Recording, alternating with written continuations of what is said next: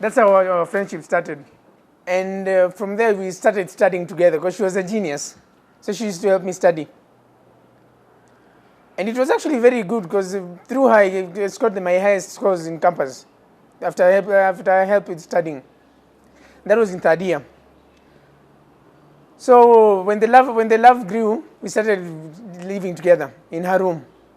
It was a two ladies' room, but even the roommate noticed how strong that love was.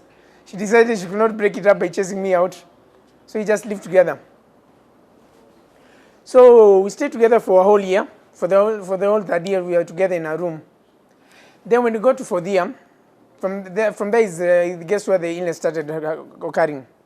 Because with depression, the person facing depression never actually notices it. It's the people around them who notice. So it was my girlfriend who noticed it, because I started acting differently from what she told me. So when we got to fourth year, she switched rooms to a one-person room.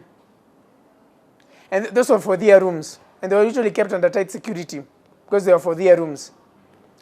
So one night when we were in those rooms, as I was leaving the loo going back to her room, I encountered a janitor along the way. The janitor was very angry and came to me asking me, "Young man, what are you doing in a girl's hostel at night? Don't you know it's against the school rules?"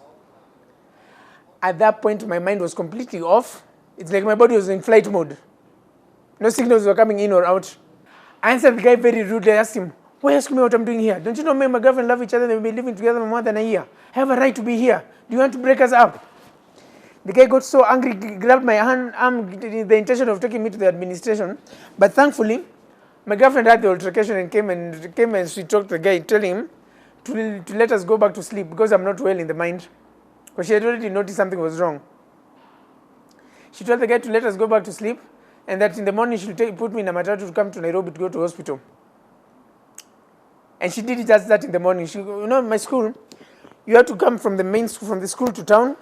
It's like a whole hour's drive by matatu. You go to town, then she put me in a matatu. She sat me next to the driver, gave the driver instructions to drop me off at Total Petrol Station in 87, because that's where I live. So I came back home. When I was dropped from the matatu, my mom was there waiting. So she just grabbed my hand, put me in another matatu, and took me to Avenue Hospital. When I went there, I was diagnosed with depression. And this was back in 2017 when the awareness of mental illness had not yet started. So my mom had depression too. Yingi tunaweza shughulikia nyumbani, wacha tuende nyumbani na yeye nitamuongelesha isha. We went back home. So we went back home and that's when the drama started again. Because from what I was told, apparently when I was home, as I was doing my rounds around, I like walking. I like taking walks because I like exploring nature. So as I was doing my rounds around home, apparently I was told that I went to a neighbor's shop, stole a whole packet of sweets and went home with it and ate them all. Imagine a full packet of sweets.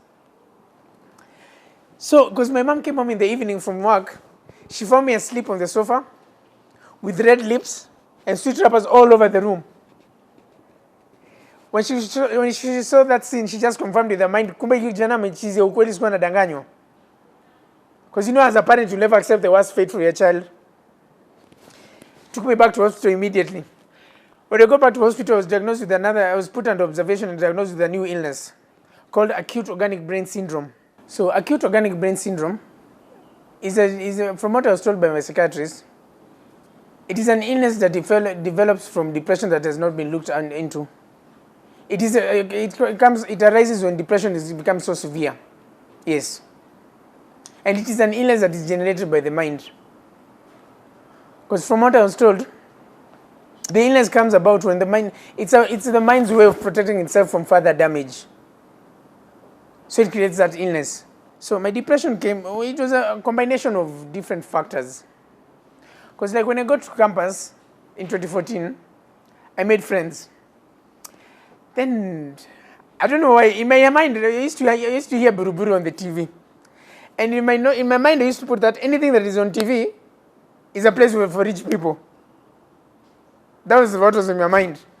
So I used to hear Buruburu every time on the TV. So I assumed rich people live there. So when I went to campus, a lot of the friends I made came from Buruburu.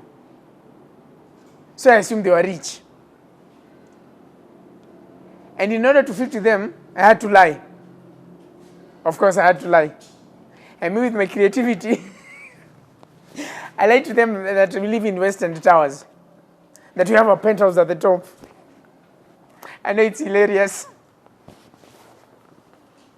So that lie, I used to keep that lie for the whole semester. But when I go home, so I have to come back to reality. When I go back to the reality, I'll be disappointed. And my mind got disappointed too much, till eventually it flipped. And that illness did wonders to my mind. Because the first effect it had is it blocked my mind and prevented it from making new memories. And it took the doctors a week to realize what was